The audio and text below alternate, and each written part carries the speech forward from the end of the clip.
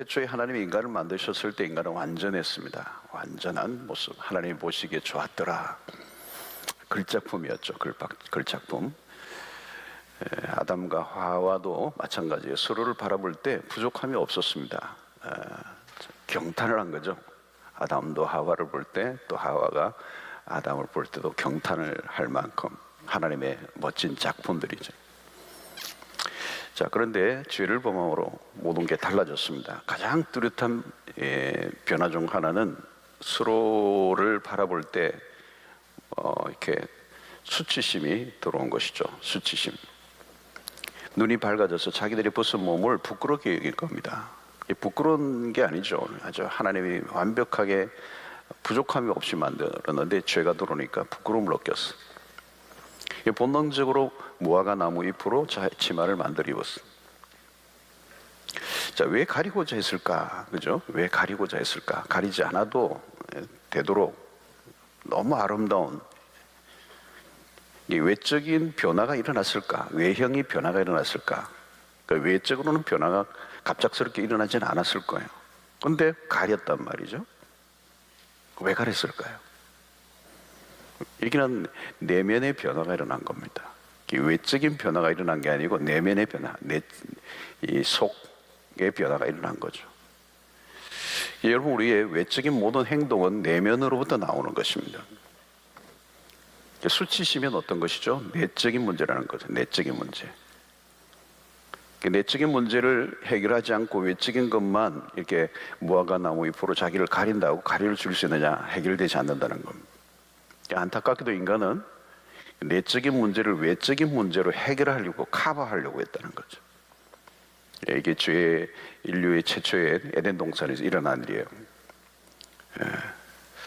자, 여러분, 인간이 겪는 모든 문제가 여기에 연관이 되어 있습니다. 외적인 문제인가 내적인 문제인가를 잘 구별해야 되는 거예요. 많은 문제들은 외적인 게 아니라는 거죠. 눈에 보이는 외형, 외모, 어떤 외적인 현상이 아니라는 거죠. 내면의 문제라는 거죠. 자, 여러분, 열등감을 보아도 마찬가지죠. 외모로 열등감을 느끼는 사람은 외모를 고친다고 해결되지 않는다는 거죠.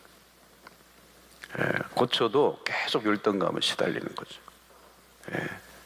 또 아무리 고쳐도 더 괜찮은 사람이 있잖아요, 여러분. 비교하다 보면 이 극복이 안 되는 겁니다. 고쳐서 극복이 되는 게 아니라 외모는 어느 정도는 해결이 될 수 있지만 근본적으로 열등감이 해결되지는 않아요. 결국은 그게 뭐냐면 내면의 문제다. 결핍정세, 뭔가 모자람, 만족하지 못하는 내적인 이 결핍정세가 내 안에 있는 겁니다. 이게 해결이 안 되면 외적인 것을 아무리 해결하려고 해도 해결이 안 되기 때문에 끝없는 노력을 해야 돼요. 끝없는 이렇게 낭비를 해야 되는 것입니다. 그래서 이 수치심은 옷을 바꿔 입는다고 해결되는 게 아니라 그 근원적인 문제다. 그 근원은 죄의 문제로부터 왔다는 거죠. 그래서 우리의 성경적인 관점은 모든 우리의 삶의 문제를 거슬러 가면 어디가 있어요? 죄의 문제가 있다. 그 죄로 인한 수치심이 왔고 그 수치심을 해결하려고 하면 하나님 앞에 나가야 되는데 그것을 자기의 방식으로 해결하려고 애를 쓰는 것이죠. 오늘 모든 문명, 모든 인간의 노력들 여기에 다 이제 초점을 맞추고 있는 것입니다. 자, 인간은 외적인 것을 봅니다. 인간의 한계요. 사실은 외적인 것에 집중하는 거. 우리의 시선. 사무엘서에 유명한 사건이 하나 나오죠. 하나님 이스라엘에 새로운 왕을 세우려고 할 때에 일어난 일이죠. 미래의 이스라엘 왕이 될 사람에게 기름을 붓는 일. 하나님의 사무엘이라고 하는 선지자를 통해서 베들레헴의 이새의 아들들 가운데서 기름을 붓도록 하십니다. 이렇게 베들레헴의 이 선지자 사무엘이 방문을 하게 되니까 그 동네가 야단이 났어요. 왕을 세우는 기름 부음을 받기 위해서 이 기름을 가지고 온 거잖아요. 근데 맨 먼저 온 사람이 엘리압이에요. 너무 외형적으로 보면 탁월한 크고 아주 뭐 너무 생김새나 이런 것들이 왕이 될 만한 인물로 보였던 거죠. 주목을 끌 만한 매력적인 그런 얼굴이었어요. 그 엘리압을 보는 순간에 사무엘이 마음이 끌려서 기름을 부으려고 하는데 하나님 막으시죠. 하나님 막으셔요. 그리고 둘째, 셋째, 넷째 계속 가는 겁니다. 하나님이 막으시면서 한 유명한 말이 사무엘상 16장 7절의 말씀. 여호와께서 사무엘에게 이르시되 그의 용모와 키를 보지 말라. 그 모양을 보지 말라는.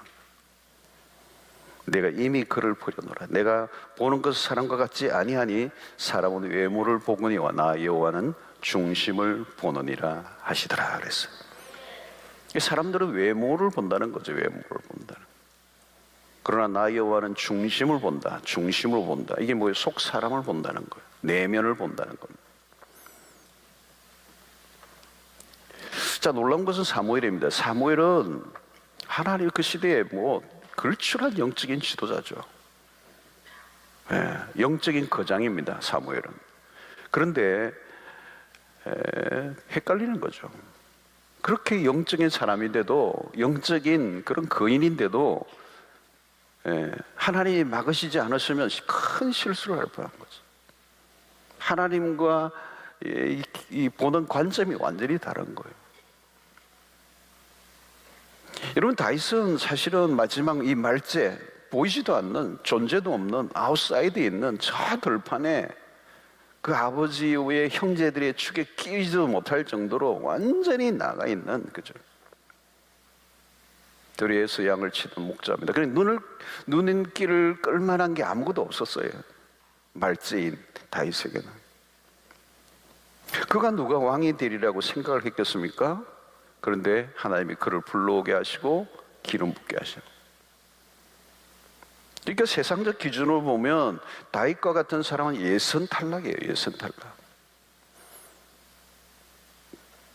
그러나 중심을 보시는 하나님의 눈에는 들었던 거죠.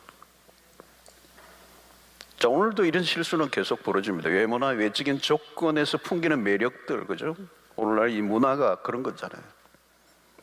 많은 것들을, 외적인 것들에 우리가 치중을 하고 있는, 그것만 보면 속을 수밖에 없는, 외적인 조건들로 보면 너무 화려한 시대.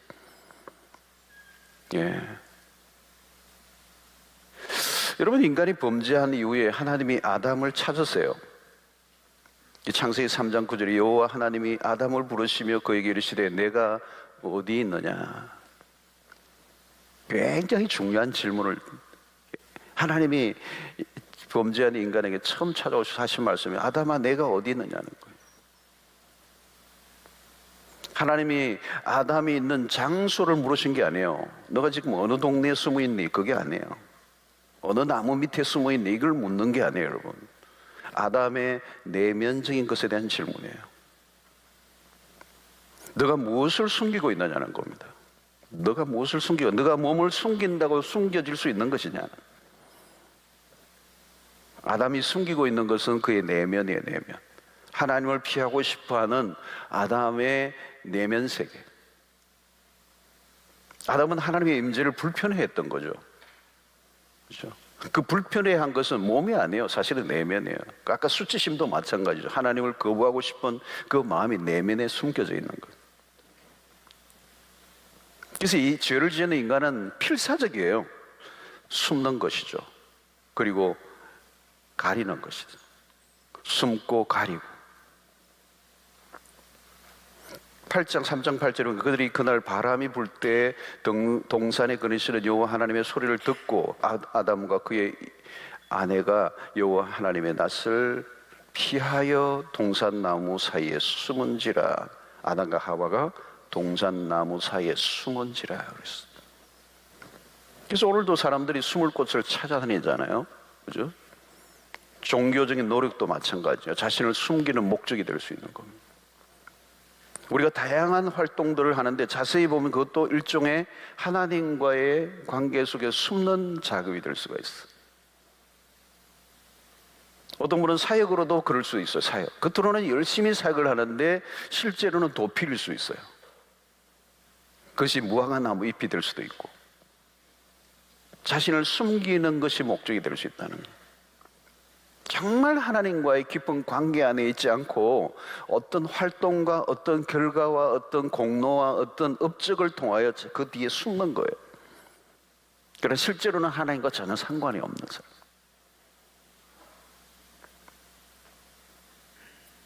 그래서 자신이 하고 있는 활동, 자기가 하고 있는 사역, 자기가 하고 있는 어떤 일이 에덴의 숲속이 될 수 있다는 거예요. 어떤 사람에게는 성공이라고 하는 것이 일종의 자기를 숨기는 영역이 될 수가 있어요. 도피의 영역이 될 수 있다는 거예요. 남 보이기는 대단해 보이죠. 자신도 성취감에 빠져요. 그러나 알고 보면 자기를 포장하고 있는 거예요. 여러분 아무것도 없다는 거예요. 다윗의 형들이 마찬가지죠. 많이 포장되어 있는 것입니다. 겉으로는 너무너무 훌륭하고 멋있고 선지자 보기에도 속을 만큼, 근데 하나님이 보기에는 아니는 거죠. 일대의 왕 사울도 마찬가지잖아요. 겉으로 보면 너무 훌륭하고 타고난 사람이에요. 그런데 하나님이 그런 이미 버렸다는 거예요. 여러분, 우리가 교회 안에서도 사역을 할 때 가장 중요한 것 중에 하나가 뭐냐면 사역 자체가 아닙니다. 사역을 하는 자신을 발견하는 것입니다. 끊임없이 그 일을 하면서 내가 누구인가를 확인하는 작업, 사역을 하면서 내 자신을 계속 들여다봐야 돼. 내 내면의 세계를 들여다봐야 돼. 다른 사람들과 함께 하는 동안에 충돌이 일어날 때 있어요. 왜 충돌이 일어나죠? 일을 더 잘해 보이려고 하는 열심들이 있을 거예요. 겉으로는 하나님 나라를 위해서라고 할 수 있습니다. 그러나 그 안을 들여다보면 다른 것들이 숨겨져 있다는 거죠. 자기의 의를 드러내고자 하거나 인정을 받고자 하는 욕구들이 있을 수 있다는 거예요. 사역 자체보다 더 중요한 것은 그 사역을 하는 자기의 내면 세계, 자기의 속 사람.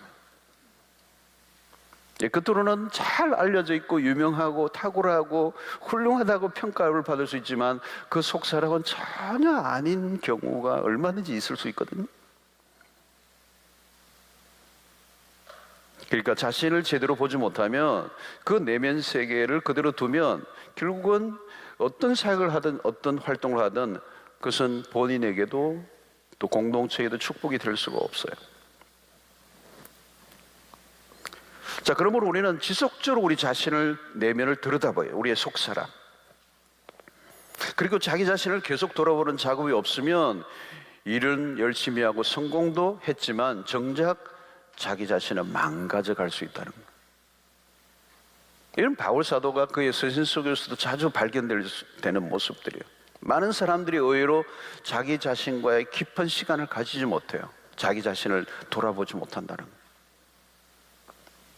그래서 내 안에 아직도 어린 아이로나 살아가는, 내 안에 자라지 않은 아이가 그대로 있는 거죠. 그러나 어느 순간 계속 표출되는 겁니다. 내가 다른 사람과 잘 지내지 못하는 그런 삶의 영역들 안에도 마찬가지예요. 내 안에 숨겨져 있는 뭔가를 덮어놓았는데 순간순간 표출되는 것입니다. 드러나기 시작하는 거죠. 연약한 자기의 모습들이 드러나기 시작합니다. 구원을 받았지만 여전히 진리 앞에 굴복되지 않은 자아를 계속 가지고 가는 거예요. 그걸 훈련해야 된다. 그 훈련이 없으면 거짓된 자아에 속으면서 신앙생활을 하게 되는 겁니다.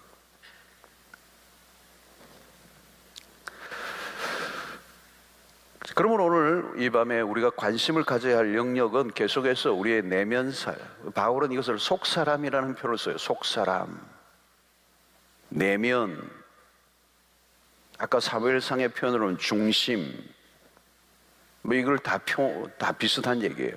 내면 세계, 때로는 중심, 마음, 속사람, 어떻게 보면 영혼이라고 표현할 수도 있어요. 하나님이 보시는 부분은 이 부분이라는 겁니다. 하나님은 계속 뭘 보느냐 하면 우리의 중심을 보신다. 우리의 마음을 들여다보신다. 우리의 내면 세계를 보신다. 우리의 속사람을 보신다는 거예요. 그러니까 우리가 교회를 다니면서 어떤 활동을 하고 있느냐, 어느 직분이 있느냐가 아니라 내 속사람이, 내 영혼이, 내 내면 세계가 어떻게 변화되고 있는가를 하나님이 보고 계신다는 거예요. 그래서 바울은 계속해서 그에서 이제 속사람에 대해서 얘기하는 거예요.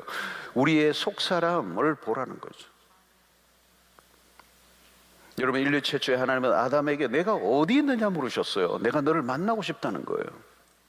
너와 대면하고 싶다는 거예요. 그 대면은 뭘까요, 여러분? 그 모양일까요? 아니죠. 그의 내면 세계. 너가 너 자신을 피하지 말라는 거예요. 자, 이런 복음서에서 주님이 마지막으로 창세기에서 아담아 내가 어디 있느냐라고 물으셨을 때 그 하나님이 복음서의 마지막, 이 마태복음 마지막 부분에 뭐라고 마태복음 28장 20절에 끝 구절이 뭐예요, 여러분? 내가 세상 끝날까지 너희와 항상 함께 있으리라. 함께 있을 것이다. 내가 너희와 항상 함께 있을 것이다. 여러분, 이게 뭐예요, 여러분? 복음을 경험하기 전에는 우리가 하나님을 늘 피해 다녔다는 거예요. 하나님과 우리의 거리가 있었어요. 그러나 이제는 하나님이 우리와 함께 하시겠다고 약속하십니다. 임마누엘을 경험하며 살아가는 이 복을 주신 거예요. 복음이 우리에게 내린 축복이 뭐냐? 이제 더 이상 나를 숨길 이유가 없어요. 그리스도로 인하여 하나님 앞에 나아갈 담력을 주신 거죠. 그 그리스도가 우리의 모든 수치를 가려주셨어요. 우리의 죄책감을 다, 우리 안에 있는 정죄감을 다 사라지게 만들어줬어요. 이제 우리 하나님과 우리의 사이에 어떤 거리도 없게 만들어주셨어요. 그 앞에 나아갈 담력을 얻게 하신 것이죠. 하나님과 대면할 담력이 얻어진 거죠. 우리 안에 더 이상 이 수치심이 없어요. 그냥 담대하게 이제 하나님 부르실 때 내가 여기 있습니다, 하나님. 저는 숨었어요. 계속 가렸어요. 도망쳤어요. 그런데 이제 예수 그리스도의 복음 안에서 담대해진 거예요. 아담아 내가 어디 있느냐 할 때 이제 우리는 기꺼이 그분 앞에 우리의 자신을 노출할 수 있는 거죠. 하나님 내가 여기 있습니다. 그때 하나님이 말씀하시죠. 내가 너와 함께 하겠다. 여러분, 우리가 정말 신앙생활을 하면서 하나님과의 정직한 만남이 있어야 돼요. 그분 앞에 기꺼이 즐거이 나아가는 거죠. 여러분, 우리가 이 외적인 것으로 어떤 활동으로, 업적으로, 공로로 하나님 앞에 나아가려고 해서는 안 돼요. 오직 예수 그리스도의 그 의를 힘입어 나아가는 것. 그분의 의가 우리의 모든 것을 다 해결해 주셨기 때문에 이제 거짓된 것으로 나를 포장할 이유가 없어요. 어떤 열심으로 하나님 앞에 나아가려고 할 이유가 없어요. 오직 그리스도의 이름으로 그분 앞에 나아가는, 그분이 우리의 마음의 모든 상처를 치유하시고 우리를 회복시켜 주셨기 때문에 이제 그분의 은혜를 우리가 의지하며 나아가는 거예요. 그래서 우리의 내면 세계, 이제 주님이 우리 안에 거하시기를 원하신다는 거예요. 예. 우리는 옛날에는 우리 안에 거하실 수가 없어요. 왜? 우리는 거짓된 것으로 나를 포장하고 도망을 쳤기 때문에, 끊임없이 그 하나님과의 만남을 거부했던 우리였기 때문에. 그러나 예수 그리스도의 복음으로 인하여 이제 우리는 더 이상 두려워할 필요가 없어요. 그리고 그분과의 교제 안에 기꺼이 그분이 우리를 부르실 때 내가 여기 있습니다. 그때 주님께서 우리에게 말씀하시는 거예요. 그래서 마태복음 28장 마지막 절에 내가 세상 끝날까지 너희와 항상 함께 있겠다라는 이 말씀은 너무도 귀중한 말씀이에요. 그 함께 있겠다라고 하는 것이 어디예요, 여러분? 우리의 속 사람이에요. 하나님이 어디 계시는 거예요? 우리 안에 계신다는 거예요. 내가 너와 함께 하겠다는 거예요. 임마누엘, 우리의 속 사람, 우리의 심령을 의미하는 거예요. 그래서 복음은 하나님에 대한 우리 안에 있는 두려움을 다 걷어가 버렸어요. 그래서 자유하게 하시는. 그래서 우리는 하나님 앞에 바르게 반응할 때 우리의 인생은 새로운 차원으로 이끌어 가시는 거예요. 여러분, 우리가 이제 말씀을 받을 때도 우리가 그 말씀을 피하지 않아요. 하나님 우리에게 음성을 들려주실 때 우리는 길을 막지 않아요. 이제 오히려 그 말씀 앞에 온전히 반응할 때 우리의 속 사람의 변화가 일어나기 시작한다는. 그래서 바울이 강조하는 것은 속 사람이에요. 오늘 에베소 3장 14절로 16절의 말씀의 이 기도가 너무 놀라운 기도예요. 너무 놀라운 기도. 이러므로 내가 하늘과 땅에 있는 각 족속에게 이름을 주신 아버지 앞에 무릎을 꿇고 비노니 그의 영광의 풍성함을 따라 그의 성령으로 말미암아 너희 뭐예요? 속 사람을 어떻게 해요? 능력으로 강건하게 하시오며 그랬어요. 여러분, 이 대목이 우리가 늘 기억해야 하는 겁니다. 우리 이 바울의 기도예요. 에베소 교회를 향한 기도예요. 그의 성령으로 말미암아 너희 속사람이에요. 속사람을 능력으로 강건하게 하옵시고. 바울은 속사람의 관심을 가졌어요. 속사람의 변화. 핵심은 속사람을 능력으로 강건하게 해달라는 기도예요. 에베소 교회를 향해서 다른 것을 구하지 않아요. 여러분, 에베소 교회가 처해 있던 환경은 굉장히 어려운 환경이었어요. 얼마나 많은 기도의 제목이 있었겠어요, 여러분. 그러나 바울이 에베소 교회를 향한 그의 기도의 핵심은 이거예요. 에베소 성도들의 속사람이 강건해지는, 성령으로 말미암아 강건해지기를. 오직 바울의 관심은 속사람에 있었어요.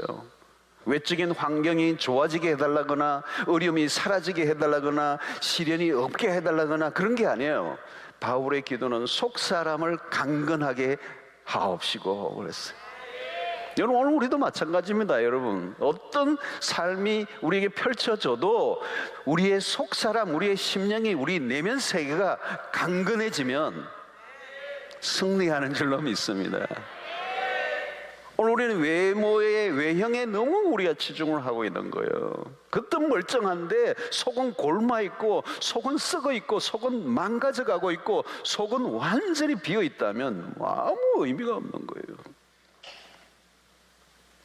고린도후서 4장 14절에 바울이 했잖아요. 그러므로 우리가 낙심하지 아니하노니 그 사람은 낡아지나 우리의 속사람은 날로 새로워지는도다. 속사람은 날로 새로워지는도다. 여러분, 이게 그리스도인이 가지는 특권이에요, 여러분. 예수 믿는 사람이나 안 믿는 사람이나 다 동일하게 그 사람은 낡아져요. 어쩔 수 없어요. 낡아져요. 안 낡아지는 길이 있나요, 여러분? 아무리 애를 써도 안 돼요. 운동을 아무리 하든 아무리 무슨 별 쇼를 다 해도 안 돼요. 아무리 좋은 걸 발라도 안 돼요. 아무리 꾸며도, 아무리 꾸미고 해도 안 된다니까. 돈을 들이면 들일수록 나중에 낙심하게 돼요. 낙심해.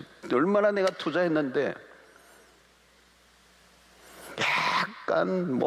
약간 다른 사람보다 좀 늦을 수도 있어요. 노화가 많이 챙겨 드시고 돈을 많이 투자하면 그래도 어쩔 수 없어요, 여러분. 그 사람은 낡아진다는 거예요. 근데 바울은 우리의 속사람, 그리스도에는 속사람은 날로 새로워진다는 거예요. 여러분, 세상의 사람들은 속사람이 새로워질 길이 없어요. 우리가 구분해야 된다는 거예요. 극사람과 속사람을 구분해야 된다는 거예요. 반드시 우리가 구분해야 돼요. 우리가 계속 관심을 가져야 될 영역은 어떤 것입니까? 속사람이에요. 속사람. inner being이래. inner being. 속사람, inner man. 우리의 속사람, 우리의 내면, 우리의 영혼이에요. 영혼. 그것은 우리가 마음대로 못해요, 여러분. 그죠? 그냥 세월이 흐르면 그런 거예요. 그러나 우리가 주목해야 되는 것은 속사람, 새로워져가는 속사람이 있어야 된다. 이것이 세상 사람과 전혀 다른 영역이에요. 여러분, 그리스도 안에 속사람이 계속 자라가야 합니다. 우리의 속사람은 날로 새로워져 가는도다. 너무 멋있는 말씀이에요. 이게 신앙의 신비죠, 여러분. 우리는 올드해지는 게 아니에요. 겉은 올드해지지만 속사람은 날마다 리뉴얼 되는 거예요. 계속 새로워져 가는도다. 신앙의 신비에 우리 안에 그런 기대감이 있어야 돼요. 어쩌면 반비례하는 거예요, 여러분. 우리 그리스도인들이 정말 성령으로 말미암아 계속 속사람이 새로워져 간다면, 세월이 흐르면 흐를수록 속사람은 더 스트롱해지는 거예요. 더 강력해지는 거예요.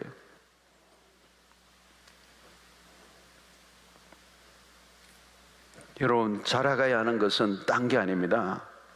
속사람이라는 거예요. 자, 그러면 어떻게 하면 속사람이 자라게 되는가? 오늘 바울은 그의 기도에서 성부, 성자, 성령의 도우심이 필요하다는 걸 얘기해요. 첫 번째는 성령의 능력으로 말미암아.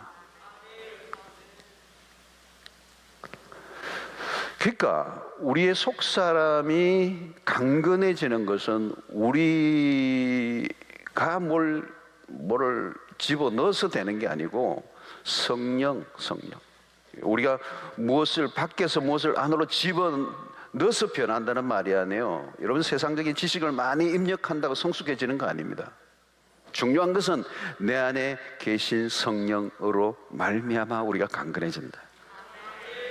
여러분, 이것을 무시하면 안 돼요. 성령이 얼마나 오묘하게 우리 안에서 역사하시는지.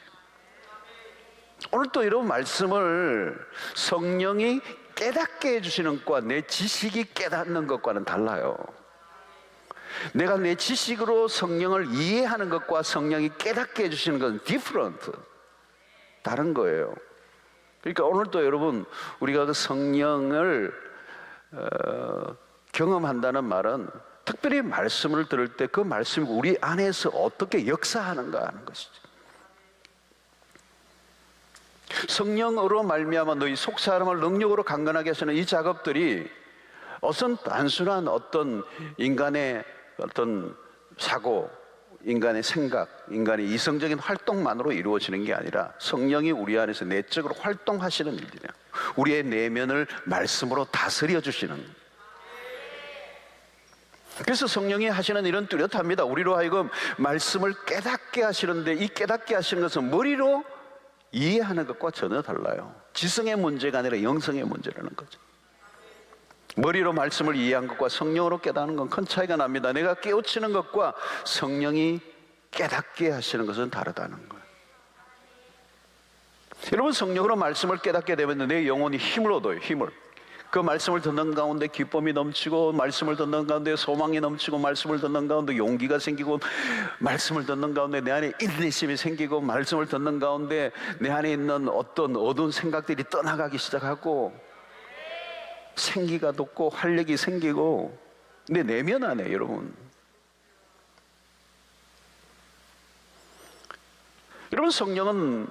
성령의 열매를 맺도록 도우시잖아요. 열매 역시 우리가 맺는 것 아니잖아요. 열매를 맺히는 거지 내가 맺으려고 해서 되는 게 아니잖아요. 성령 안에서 우리가 살아갈 때 9가지 열매가 맺혀지는, 성품의 문제죠. 여러분, 성령 안에서 살아갈 때 그런 성품들이 맺어진다는 거예요. 여러분, 예를 들면 오래 참음에 이런 열매가 그냥 맺히는 게 아니라는 거예요. 사랑할 수 없는 사람을 사랑하게 하는 거, 이게 그냥 되는 게 아니라는 거예요. 성령이 내 안에 속 사람을 강건하게 하실 때, 그죠? 사랑하게 하시고, 용서하게 하시고, 환난을 이기게 하시고, 이게 성령이 하시는 거라는 것은. 내가 여러분 견뎌내려고 해보세요. 그 코피 터지는 거예요. 안 되는 거예요. 그러니까 성령의 사역은 인격적인 사역이다. 인격적인 사역이다. 그 말은 내적인 변화를 일으키신다는 거예요. 여러분, 사람들 보시면 그 모습은 매우 강해 보이는데 조금만 이라도 탁 넘어지는 사람들이 있어요. 중요한 것은 내적인 거예요. 속 사람이 능력으로 강건해져야 된다는 거예요. 그 사람은 매우 약해 보이는데 누구보다 강한 사람이 있습니다. 외모만 보면 유약해 보이는데, 그러나 내적인 세계는 견고한 반석과 같은 사람들이 있어요. 좀처럼 사람들의 말에 휘둘리지를 않아. 담담해. 어려움이 와도 그 환경에 동요되는 일이 없어. 성령으로 속 사람이 강건해져 있기 때문에 그런 거죠. 여러분, 성령은 우리에게 힘을 불어 넣어주시면 그 힘은 우리가 가진 힘보다 훨씬 더 강력한 거예요, 여러분. 그러니까 여러분, 인내라는 것도 마찬가지예요. 인내를, 기본적으로 사람들이 인내심이 있죠, 그죠? 전혀 없는 사람은 없잖아요. 인내심의 차이가 있어요. 인내심이 좀 센 사람이, 강한 사람이 있고. 그런데 여러분, 성령으로 인하여 우리의 속 사람이 강건해질 때 그 성령이 우리에게 주시는 오래 참음의 그 강도는 내가 일반적으로 인간이 가지고 있는 인내심과 게임이 안 된단 말이야. 훨씬 더 강한 거라는 거죠. 이게 성령이 우리의 속사람을 강건하게 하시면 우리의 안에 있는 기본적인 가지고 있었던 것을 맥시마이즈 한다. 훨씬 더 강력하게 만든다는 거예요. 담대함이 있었어요. 근데 성령이 역사하시면 그 담대함이 훨씬 더 강력해진다. 예를 들면 죽음이 딱 눈앞에 와도, 죽음을 위협해도, 여러분 사도행전의 사도들이 그랬잖아요. 위협하지만 흔들리지 않잖아요. 어떻게 죽이겠다고 위협을 하는데도 당당하게 담대합니까?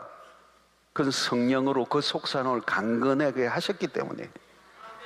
죽음은 죽으리다, 그렇게 하는 거예요, 여러분. 할렐루야. 그런 은혜가 있어야 된다. 내 안에 마음의 평화가 있어요. 근데 성령으로 속사람이 강건해져서 성령이 우리에게 주시는 그 평화는 안 깨져요. 안 깨져. 좀처럼 깨지지 않아요. 성령이 주시는, 성령 안에서 만들어진 이 평화, 이건 다르다는 거예요. 내가 내 마음이 평안해, 뭐 안정돼, 이 정도가 아니라는 거예요. 성령이 우리를 강건하게 하심으로 주어진 그 강함은 다르다는 거, 다르다는 거. 그러므로 여러분, 성령이 임하시면 특징이 뭐냐? 우리의 그 속사람을 강하게 하시는데 우리가 기본적으로 가지고 있던 것을 극대화시킨다는 거예요. 여러분, 그러므로 우리가 연약해지거나 무기력해지거나 힘들고 뭔가 내 삶이 뻑뻑하면 우리는 성령께 우리의 자신을 맡겨야 합니다. 성령의 도우심을 구해야 합니다. 성령의 충만함을 구해야 되고, 그 성령이 나를, 내 안에 내주하신 성령이 나를 주관하시도록 우리의 자신을 맡겨야 된다는 거예요. 그러면 성령은 우리보다 훨씬 더 탁월하게 우리를 훨씬 뛰어넘어 역사하신다는 거죠. 성령을 라고 하는 표현을 쓰잖아요. 이게 호흡, 바람이라는 뜻이에요. 호흡, 바람. 영이라는 표현도 쓰지만, 여러분, 이 호흡, 바람, 이게 얼마나 중요해요, 여러분. 성령이 우리 안에 역사하실 때, 그죠? 이 호흡, 여러분, 호흡곤란증, 요즘 코로나에 아주 중증 걸린 분들이 이 호흡곤란을 일으켜서 죽고 그러잖아요, 여러분. 호흡이 얼마나 중요해요. 호흡은 생명을 말하는 거거든요. 이 성령은 우리에게 생명을 공급하시는 영이라는 거예요. 바람을 공급해 주시는 영이라는 거죠. 아주 축 처져 있고 낙심하고 절망하고 무기력증에 빠져 있는 사람을 일으켜 세우시고 생기가 돋게 하시고 상처를 치유하시고 그렇게 하시는 영이라는 거죠. 여러분, 우리는 항상 그런 성령이 우리의 삶을 주도하시도록, 오늘 밤도 여러분들이 기도하실 때 성령으로 말미암아 우리의 속사람이 강건해지는 역사. 오늘 내 마음 안에 연약해져 있고 여러 가지 상황과 어려움으로 인해 내 마음이 뭔가 실족하고 힘들고 어려워 있다면, 여러분, 성령께 우리의 자신을 내어 맡기시고 성령이 우리 안에 속사람을 다 강건해 주시게, 회복시켜 주시는 은혜가 있게 되기를 축원합니다. 성령이 역사하실 공간을 내려드리시기를 바랍니다. 그냥 내 힘으로만 이기려고 하지 말고 성령께 내 자신을 의탁할 때 우리를 강건케 하실 줄로 믿습니다. 자, 17절에는 또 다른 표현이 나오는데, 믿음으로 말미암아, 앞부분에 성령으로 말미암아 그랬어요. 성령으로 말미암아 속사람. 이번에는 믿음으로 말미암아 그리스도께서 너희 마음에 계시게 하시옵고 그랬어요. 그리스도가 나와요. 자, 그리스도가 어디예요? 너희 마음에 계시게 하시옵고. 자, 우리 안에 거하신 그리스도로 인하여 우리의 속사람이 강건해진다는 거예요. 모든 신자들에게는 그리스도가 내주하십니다. 예수를 믿는 순간부터 그리스도가 우리와 함께 사십니다. 내가 그리스도 안에, 그리스도가 내 안에 계세요. 요한복음 15장의 말씀처럼 떠나지 않으세요. 자, 그러면 주님이 어디에 거하시죠? 우리의 속사람이에요. 우리의 마음에 계신다. 중요한 것은 믿음이에요. 믿음으로 말미암아 우리 안에 계신다는 것을 믿음으로 받아들여야 돼요. 내 안에 계신다는 것을 믿는 믿음이 중요해요. 믿음으로 내 주를 인정할 때 우리의 삶의 태도가 달라진다는 거예요. 내 안에 계신 그 주님은 떠나지 않으세요. 여러분, 한국교회 부흥은 불같이 임했어요. 뜨거운 열기가 대단했어요. 외적인 능력도 대단했어요. 그런데 한국 교회 겉으로는 불이 막 있고 막 열정적이고 열심인데 뭐가 문제였느냐면 뿌리를 내리는 데 문제가 있었어요. 안으로 깊이 뿌리를 내리는데, 겉으로는 타오르는데 속은 비어 있어. 안으로 깊어져야 된다는 거예요. 오늘 여기에서 그리스도가 내 마음에 계시었고 라고는 이 표현은 뭘까요, 여러분? 이것은 어떻게 보면 뿌리의 문제를 얘기하는 겁니다. 우리가 안으로 들어가야 된다는 거죠. 이것을 17절을 계속해서 보면 이렇게 얘기합니다. 너희가 사랑 가운데서 뿌리가 바뀌고 터가 굳어졌어. 그래서 가끔 뜨거운 열정이 있는 것 같은데 얼마 있지 않아 시들어버리는 사람들이 있어요. 불이야, 불. 근데 어느 날 보면 없어, 불이. 이거 사라져버렸어요. 그리스도 안에서 뿌리를 내려야 된다는 거야, 뿌리. 뿌리가 중요해요, 여러분. 뿌리가 내린 만큼 나무가 높이 자라가요. 뿌리를 어디에 두어야 되느냐? 골로새서 2장 6절로 7절에 보면 그러므로 너희가 그리스도 예수를 주로 받았으니 그 안에서 행하되 누구에게? 그 안에 뿌리를 박으며 세움을 받아 교훈을 받은 대로 믿음의 굳게 있어서 감사함을 넘치게 하라.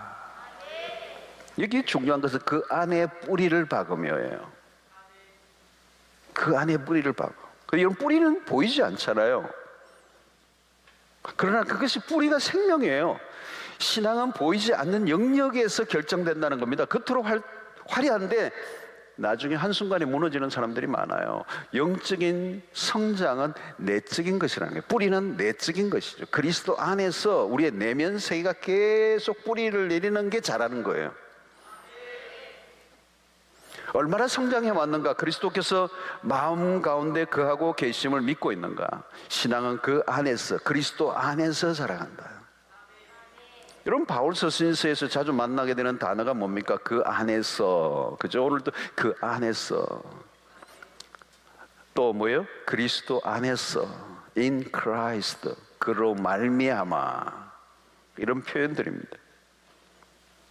오늘도 이게 내가 그 안에 있는가를 묻는 겁니다. 그리스도가 답이라는, 그리스도에게 나아가라는, 다른 곳을 찾지 말라는 거죠.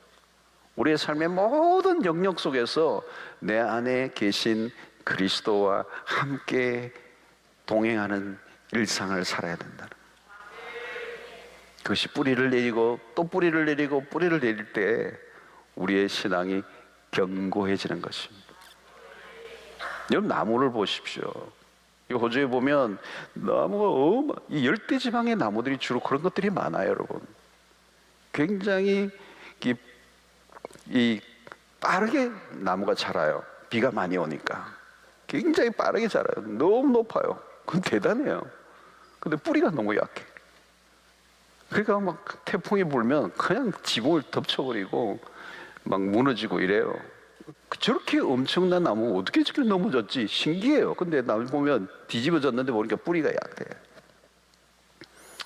여러분, 우리의 신앙은 뿌리의 문제예요. 이 뿌리는 무엇과 연결되어 있어요? 그리스도 안에서. 그리스도에게 뿌리를 내리라는 거죠. 그리스도가 우리의 삶의 모든 영역에 주관하게 하시라는 거예요. 자, 세 번째는 사랑이, 하나님의 사랑을 얘기합니다. 19절이죠. 그 너비와 길이와 높이와 깊이가 어떠함을 깨달아.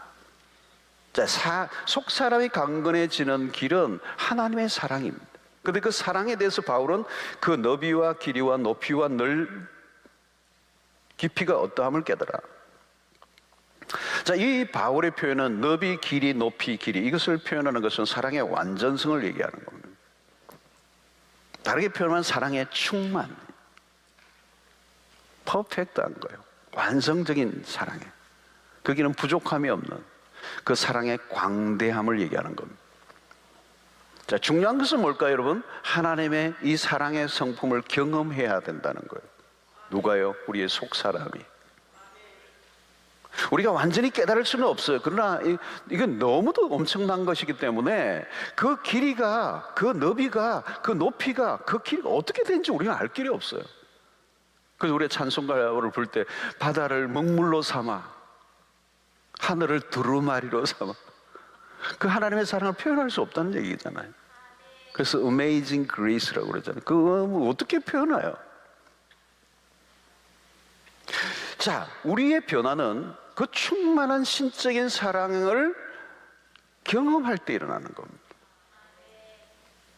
우리의 경험 중 최고의 경험은 딴 게 아닙니다, 여러분. 교회를 다니면서 뭐 병 낫는 거라든가 뭐 여러 가지 신비한 체험을 한다든가 뭐 그런 것들도 필요하겠지만 하나님의 풍성한 성품을 경험하는 일보다 더 좋은 것은 없어요.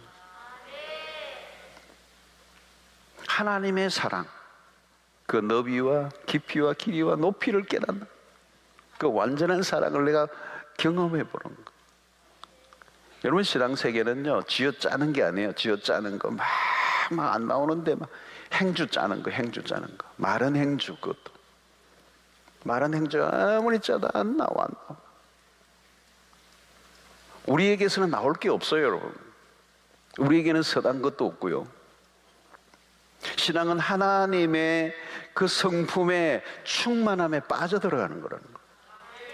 하나님의 사랑에 잠겨보면 그 다음부터는 진도가 막 나가요. 진도가 막 나가는 거죠. 하나님의 사랑을 한번 경험하고 나면 그냥 이 신앙이 팍팍팍팍 앞으로 나가요. 막힘이 없어요. 막힘이 없어. 그 사랑이 어떤 사랑이죠? 아가페잖아. 아가페의 사랑. 여러분, 아가페 사랑이라는 것은 하나님이 우리에게 보여주신 그 사랑은, 오늘 이 바울이 표현한 이 사랑을, 그것을 어떻게 알 길이 없다는 거죠. 왜 아가페니까? 아가페는 뭐예요? 우리가 세상에서는 도무지 경험할 수 없는 사랑이에요. 어디에도 없어요. 세상에는 결함이 있어요. 결함, 한계가 있어. 그러나 그 아가페 사랑은 엔들리스, 끝이 없어요. 우리가 생각하는 것보다 훨씬 더 놀라운 사랑이라는 거죠. 근데 그 아가페 사랑을 이 세상에서는 내가 한 번도 경험해 보지 못했는데 그 사랑을 경험하고 나면 내가 달라지는 거잖아요. 그 뭐 그냥 그런 연애를 해도 사람이 달라지는데, 그죠? 사랑하는 사람이 생기니까 당장 뭐 달라지는데, 룰루랄라 막 그냥 히스테리컬하던 자매가 갑자기 막 너무 온유해지고 조카 돈도 주고 막 너 뭐 필요한 거 있니? 그러고 말이죠. 옛날에는 야! 그러고 했는데 너무 부드러워지고 그러잖아요. 사랑하는 사람이 생기면 부드러워지고, 그죠? 네, 뭐 꽃 받고 뭐 받고 그러니까 너무 좋은 거예요. 곧 변심할지도 모르지만. 여러분, 이 아가페 사랑을 경험하고 나면요, 달라지는 거예요. 그 아가페 사랑을 어디에서 경험하죠, 여러분? 갈보리 언덕 십자가에서 경험한 거잖아요. 하나님의 외아들을 세상에 보내신 그 사랑. 요한복음 3장 16절에 그 하나님이 세상을 이처럼 사랑한 독생자를 주셨던 그 사랑을 정면으로 마주치고 경험할 때 아가페가 내 안에 막 팍 넘쳐는, 그 사랑을 맛본 사람은 달라지는 거예요. 그 사랑을 경험한 사람과 경험하지 않은 사람은 다른 거예요. 그러니까 십자가 사랑을 경험한 사람과 그렇지 않은 사람은 신자의 두 부류에 갈라지는 거예요. 완전 딴 세계예요. BC와 AD가 나눠지는 거예요. 십자가를 통하여서. 여러분, 하나님의 사랑에 한번 흠뻑 취해보세요. 여러분, 사랑은 지식으로 배우는 게 아니잖아요. 사랑은 경험해 보아야 된다. 사랑에 대한 소설을 100권 읽는 것보다 사랑을 한 번 하는 게 중요해요.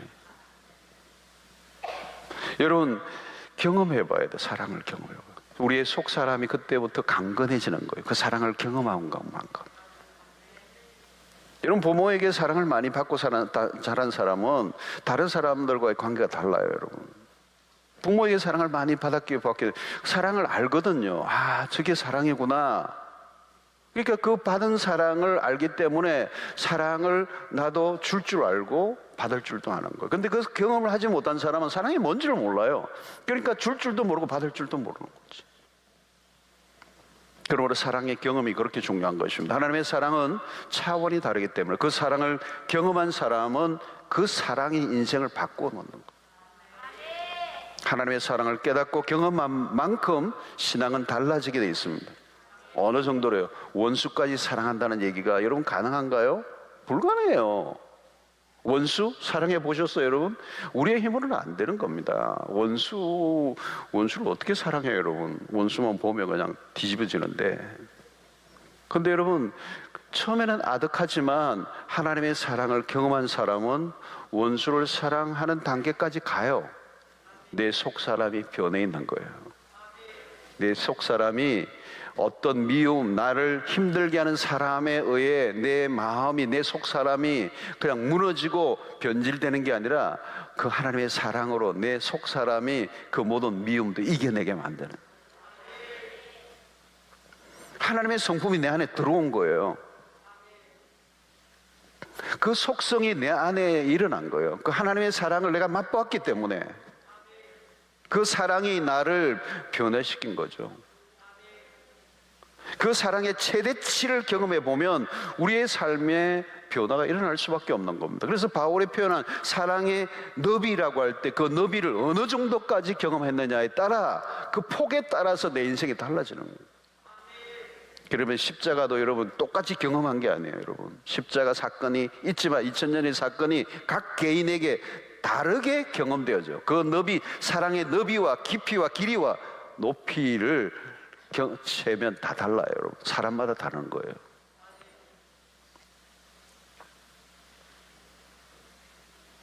그 사랑을 경험할 때 내 내면의 인격의 변화가 일어나는 거예요.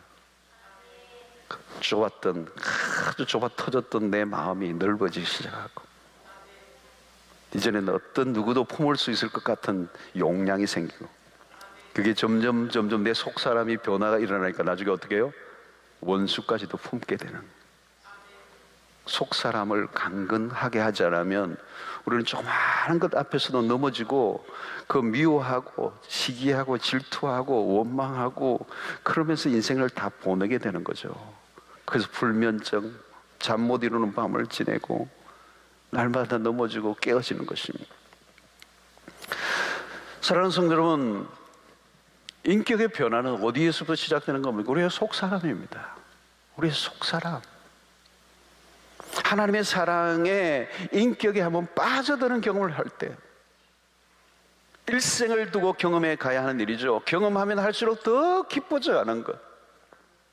그래서 그냥 용서가 되는 게 아니에요. 그냥 용서가 아니라 나도 모르게 용량이 커져 있어요.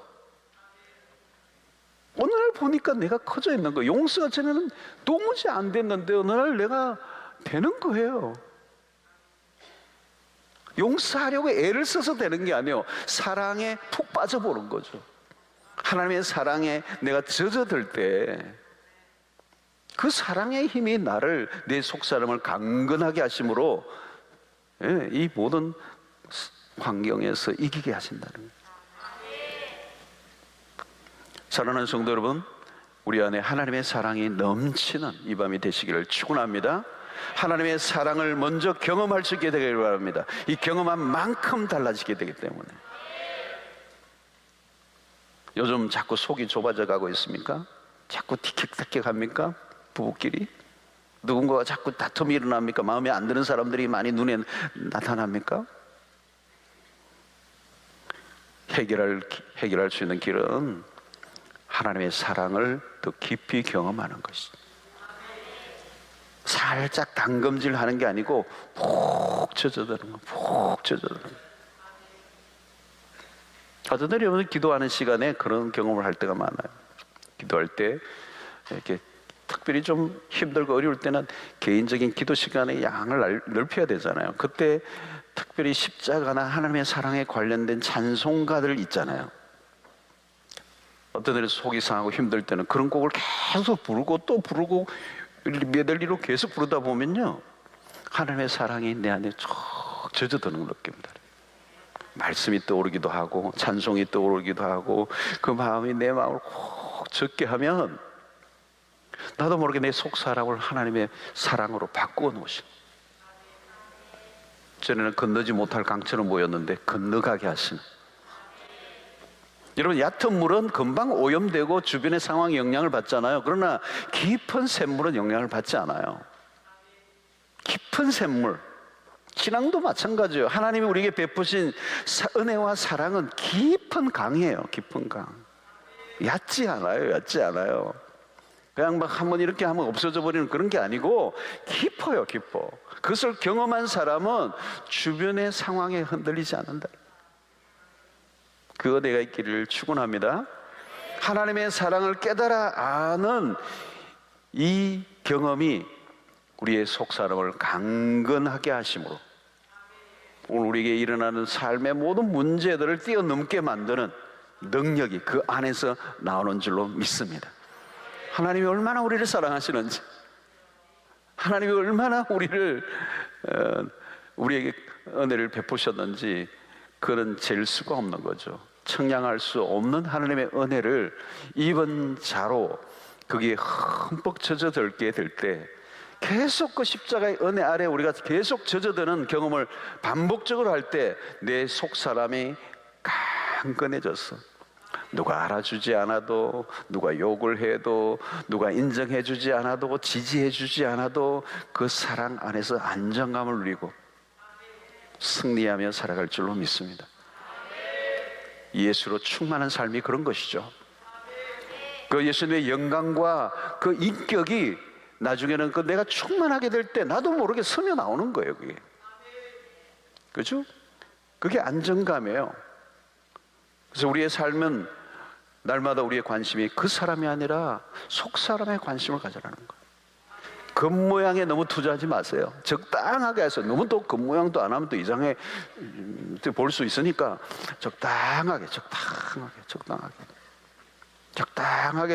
겉모양에 대해서는 적당하게 투자하시고 적당하게 적당하다는 얘기는 알아서 하시라는 얘기고 뭐 너무 막 겉을 막 그렇게 바꾸지 말고 속 사람이 관건이에요. 속 사람.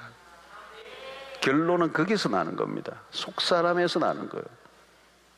속 사람이 강건해져야지 겉모양 아무리 갖고 뭐하겠어요. 겉모양 안 갖고도요 속 사람이 강건하면요 그게 스며 나와요. 명품으로는 표현이 안 되는 거예요. 스며 나와요. 스며 나와. 세상이 얼마나 여러분 혼란스럽습니까? 오늘날 우리를 당황하게 하고 우리를 두렵게 하는 일들이 얼마나 많아요.